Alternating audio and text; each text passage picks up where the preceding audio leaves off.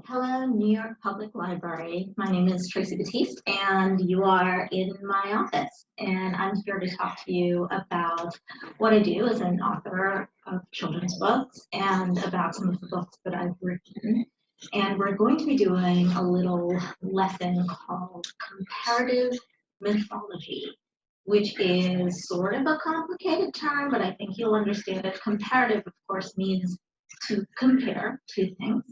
And mythology, of course, are the stories that are told by a culture. So you probably know a lot about mythology if you know, say, the Percy Jackson stories, or you know about different types of creatures that appear in fairy tales and folk tales.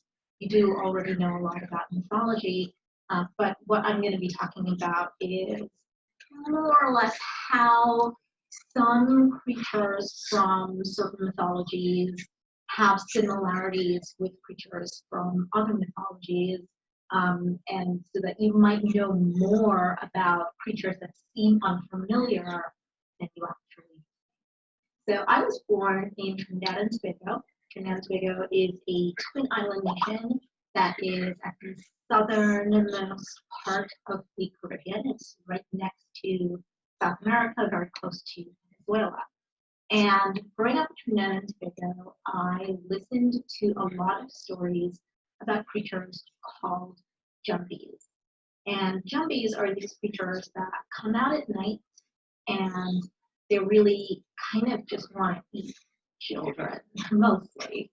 And so when you are a kid growing up in Trinidad and Tobago, it's really important that you know what these creatures are and how to recognize these creatures and what to do to keep yourself safe from these creatures.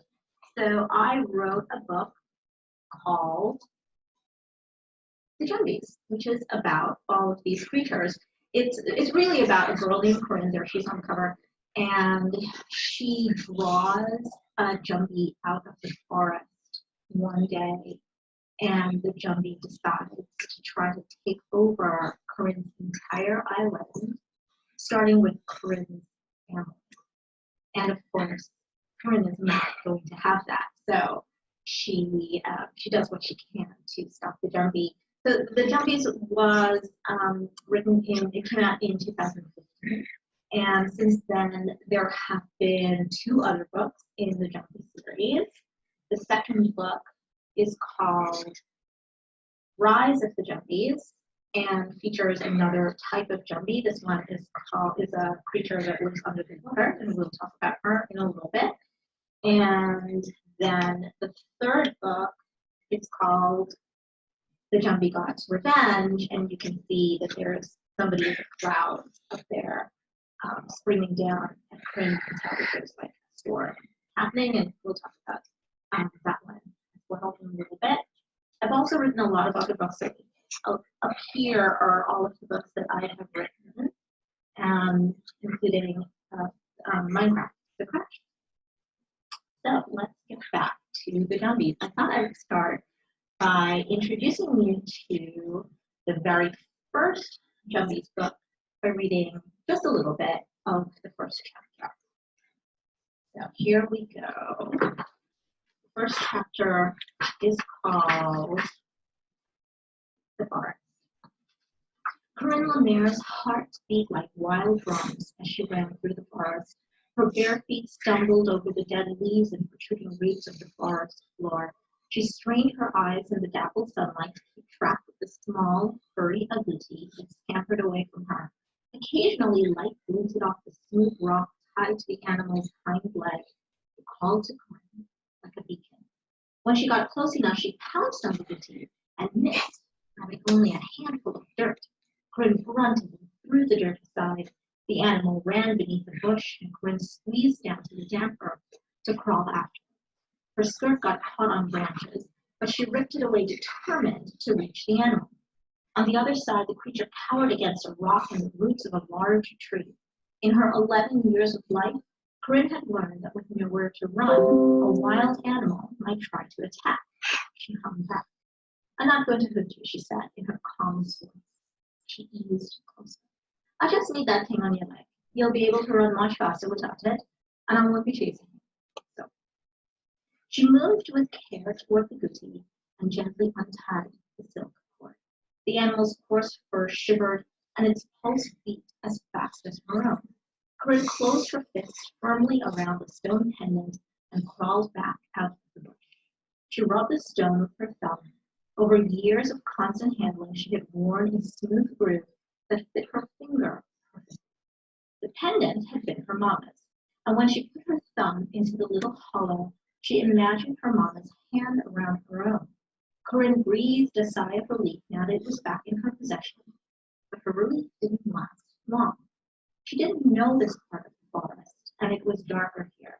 The branches of the mahogany trees were so thick that barely any light came through. It even smelled different of wood and wet earth, while Corinne was used to the smell of the sea.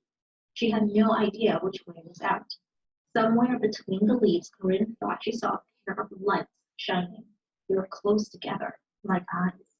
Her skin prickled, but then the lights disappeared, and Corinne tried to shake off her fear.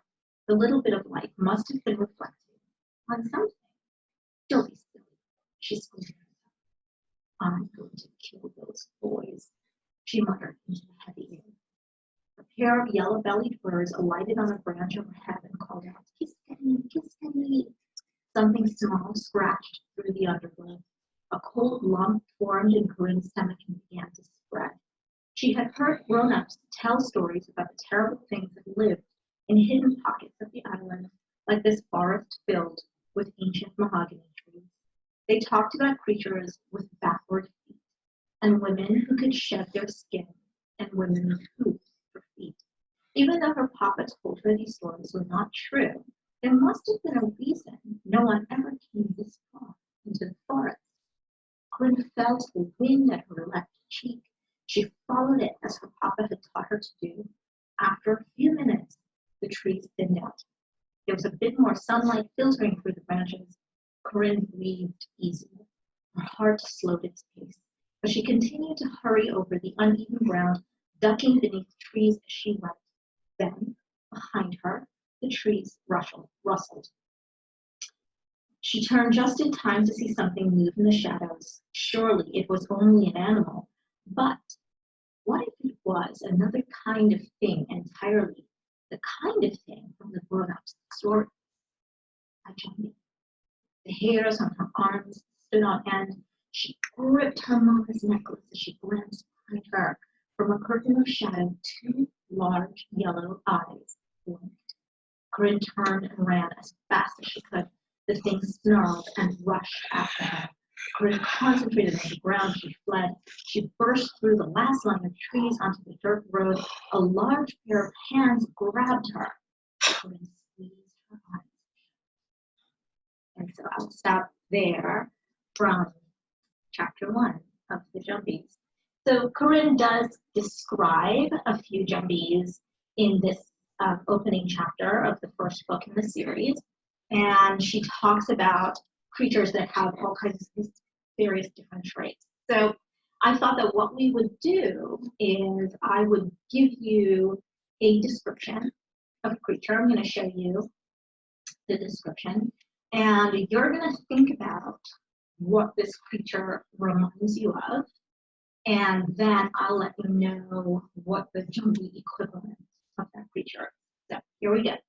So the first one, here it is. It is half man, half wolf. What do you think that one is? Yeah. If you guessed werewolf, you're right. And a werewolf is a type of creature that you already know from American folklore and European folklore, but there is a Jumbie that is also like a werewolf, and it's called a lagahu.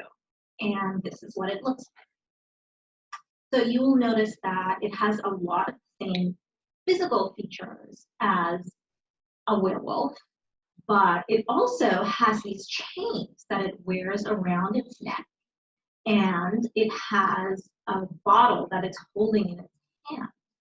So yes, it's a lot like the werewolves that you already know, but yeah, there are a few differences.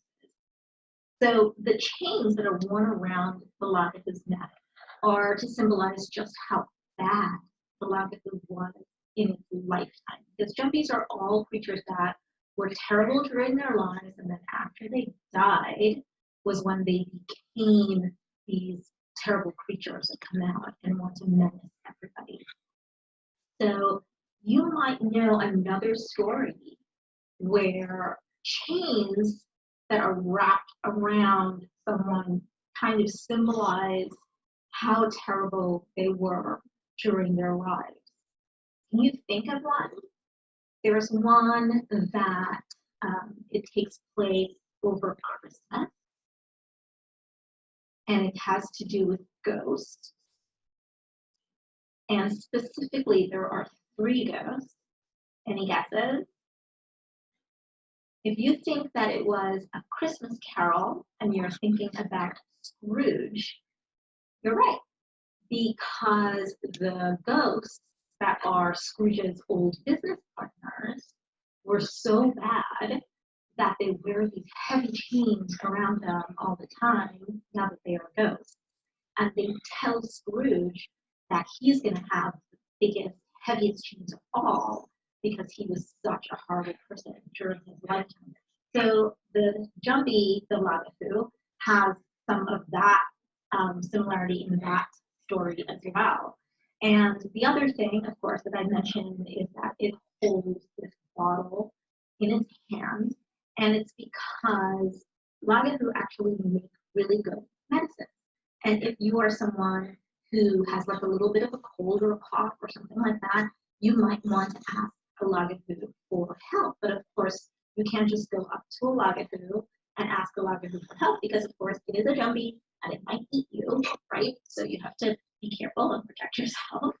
So the thing that you have to do is you can take some precautions to observe the Lagathu before it sees you and then make a determination about whether or not it seems to be in a good mood, not in a good mood before you go up to it. So this is what you need to do.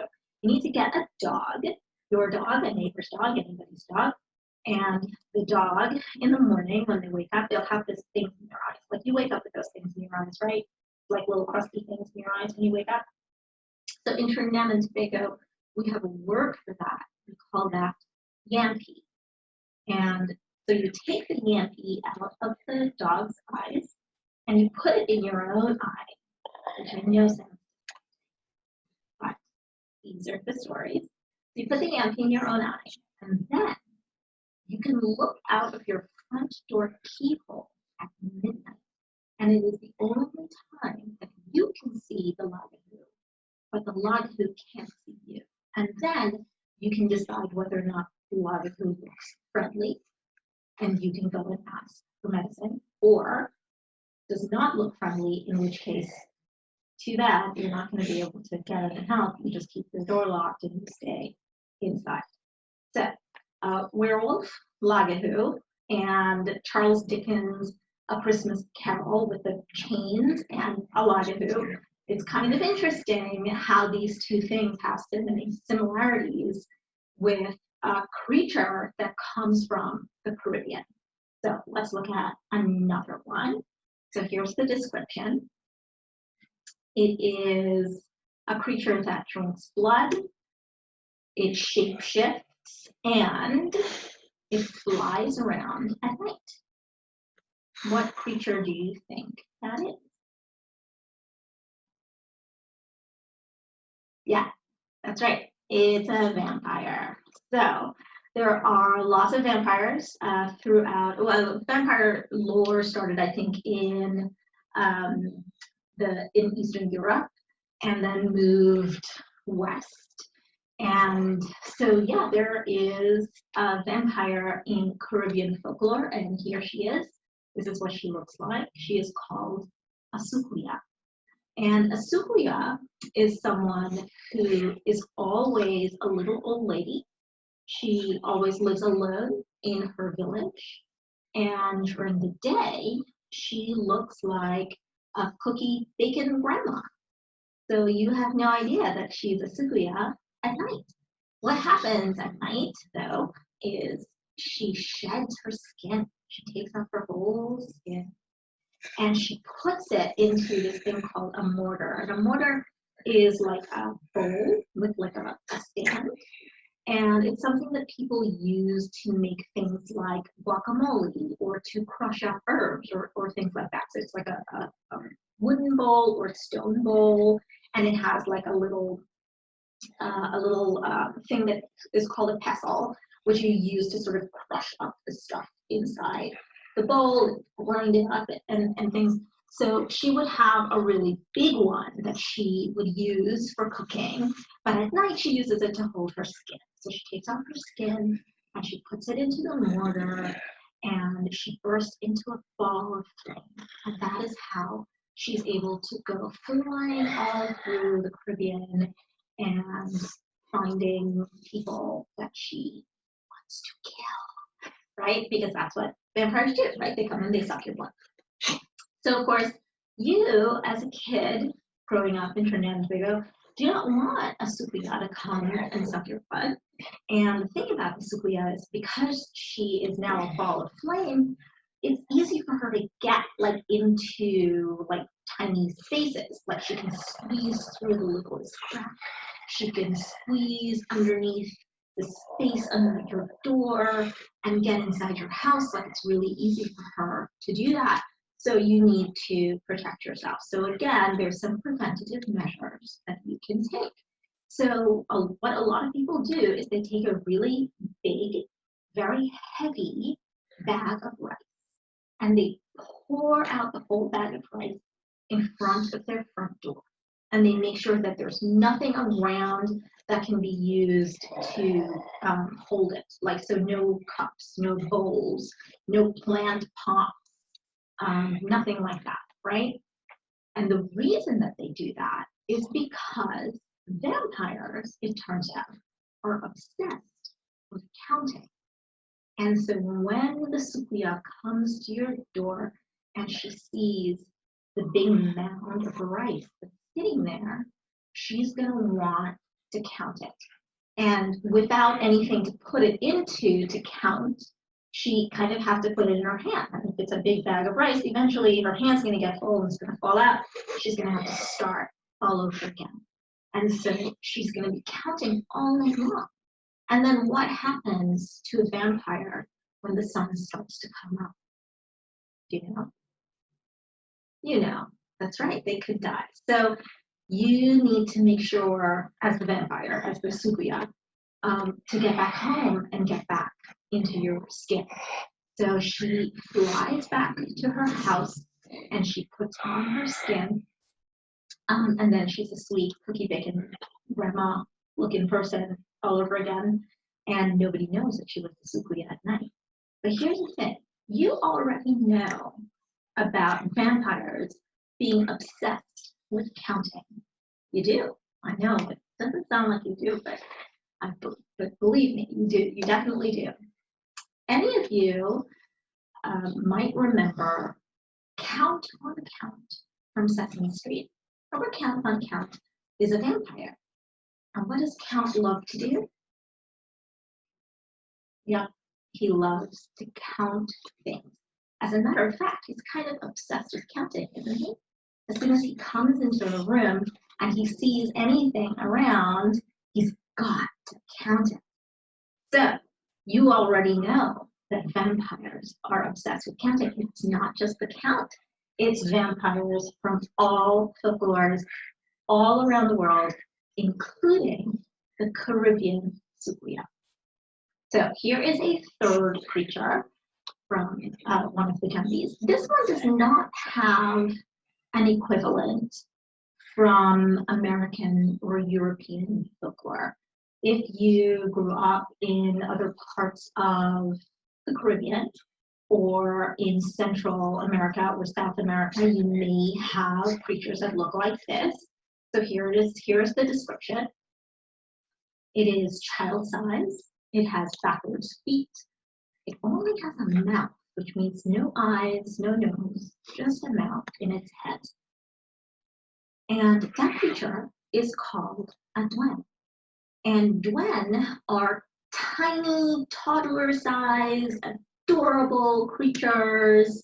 And all they want to do is hang out outside your house and get you to come out outside and they take you to the forest to pretend that they're going to play with you. What they do is they eat you.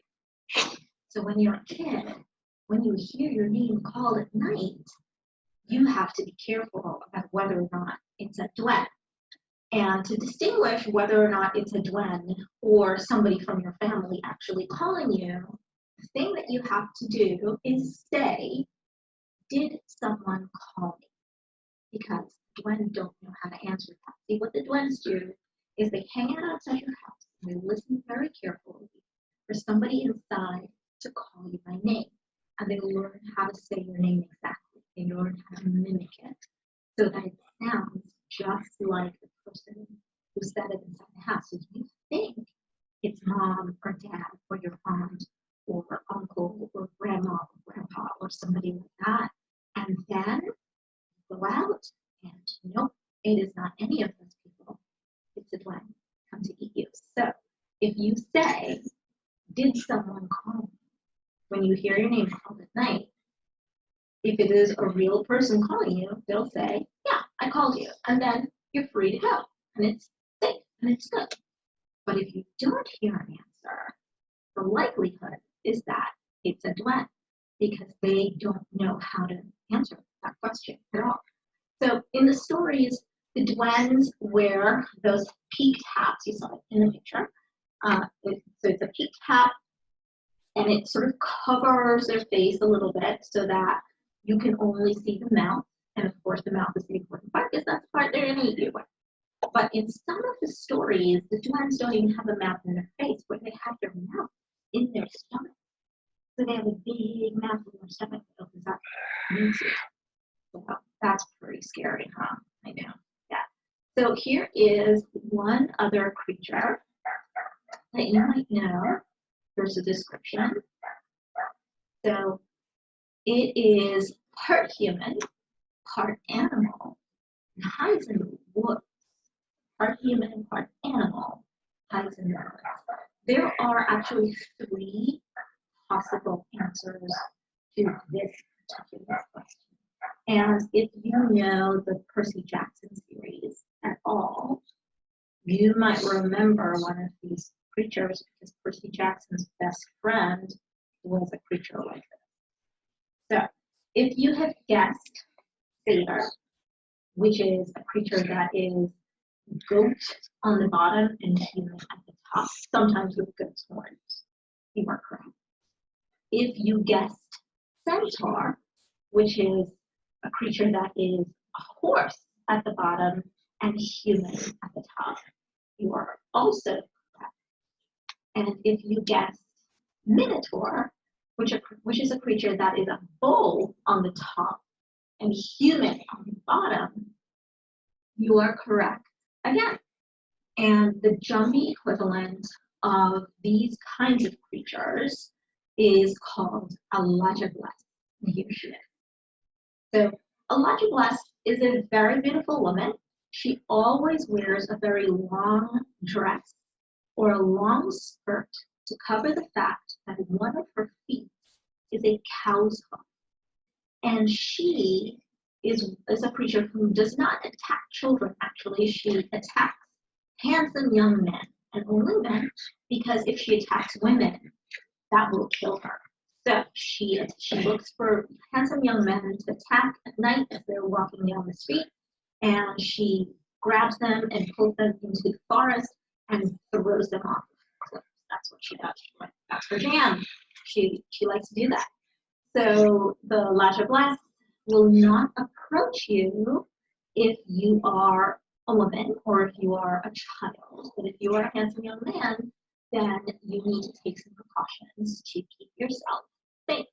And what you can do is you can make yourself super messy and dirty before you head out, because the lajabless is a very beautiful and very well-dressed woman is not interested if you are messy and yucky and just looking terrible.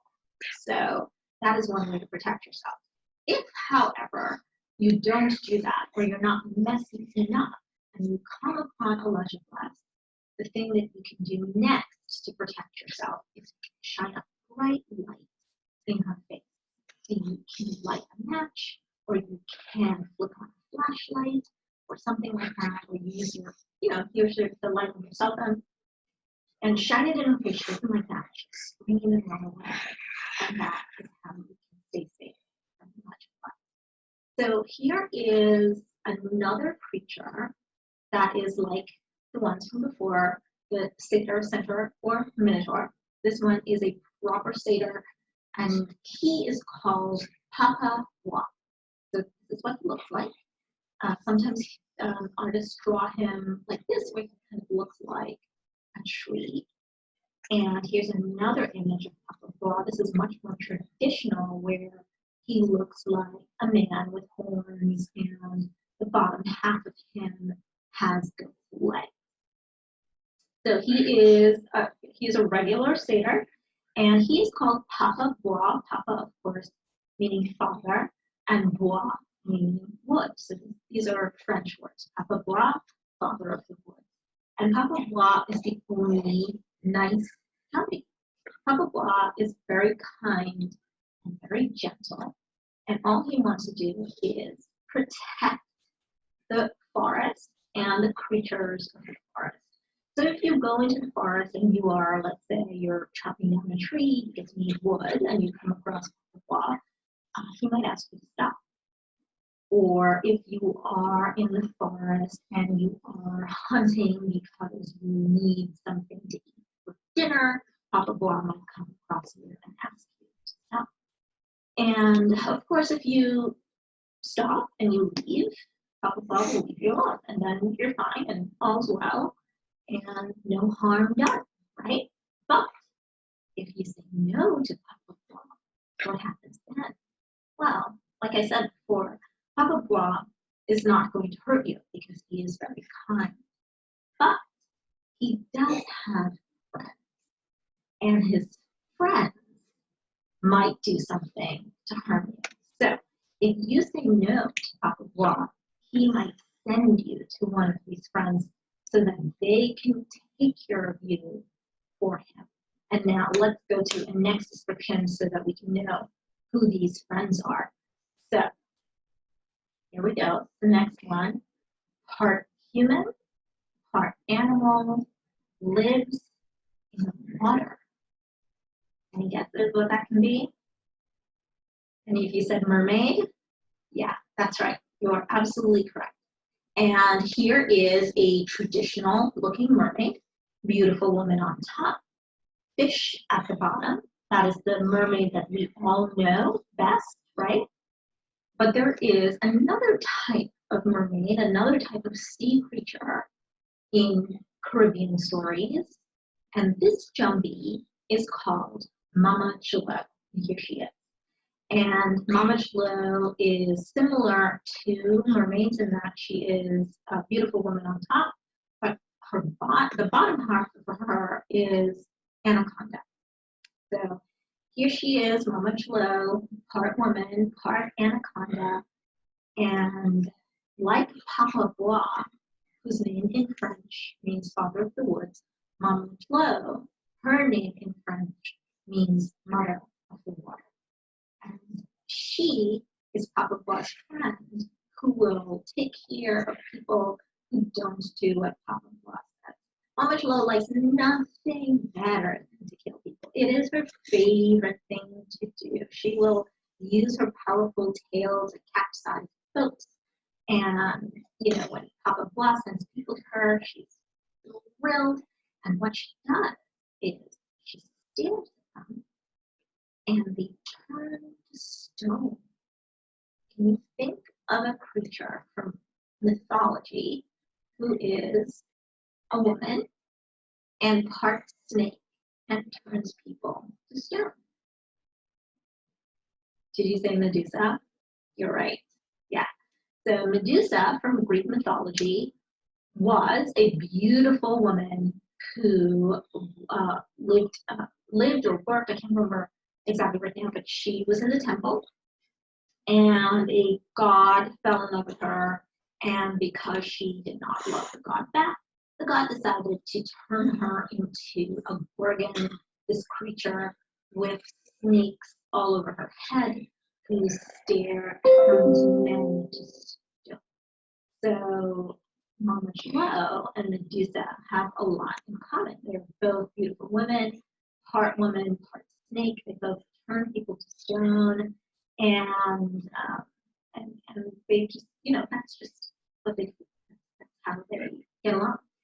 The thing that you can do to keep yourself safe from Mama Shallow is to, if you see her, but she hasn't seen you yet, what you can do is you take off your left shoe, you turn it upside down, and you leave it on the road and back away slowly.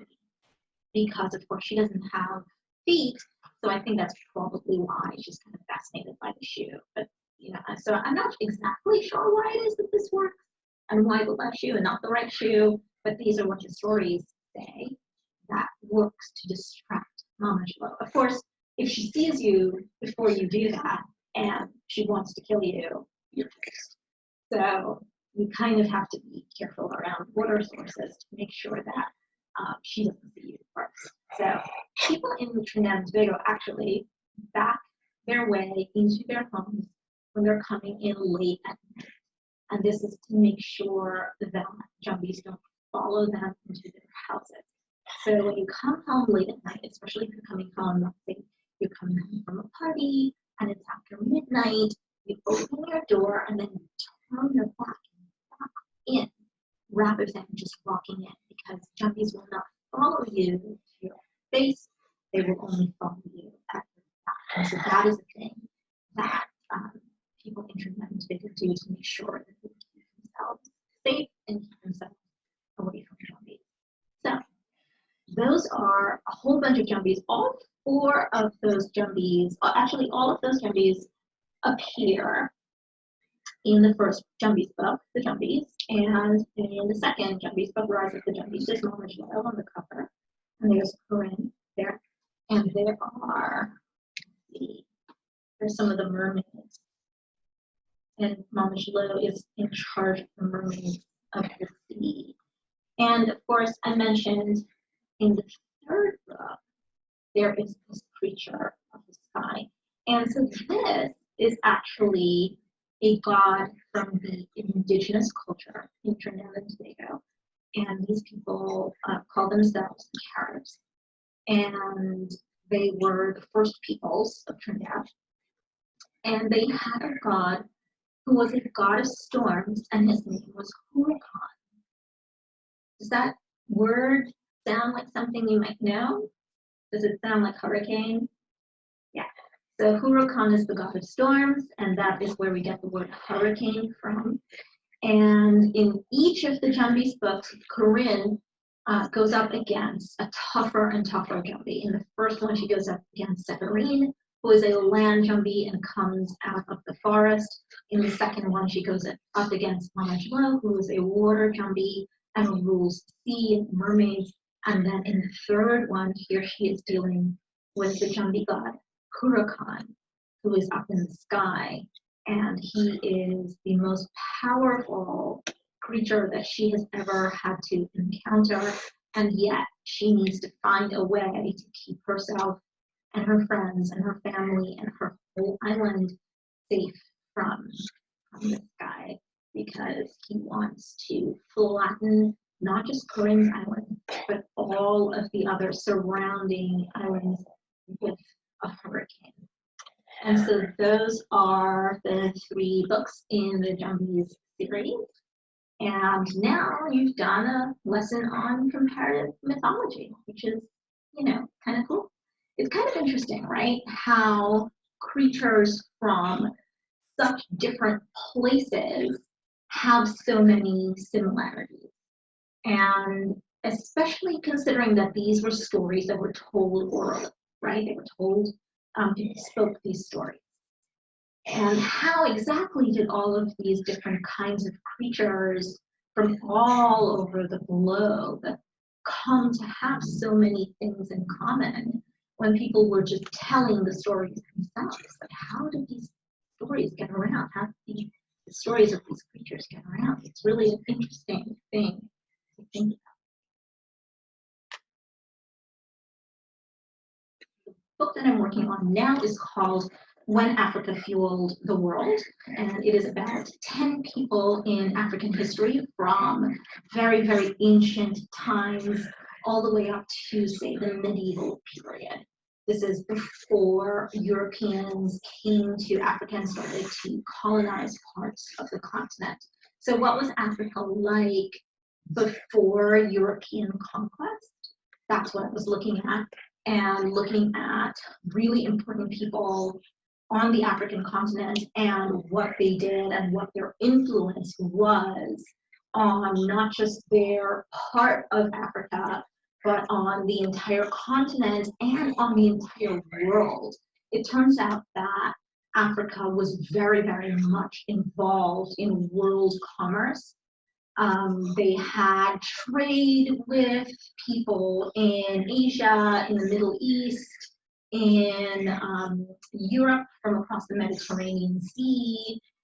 There was a lot of exchange of goods, a lot of exchange of culture, a lot of exchange of like techniques and like making things and stuff like that, way before Europeans decided to come to Africa and conquer it.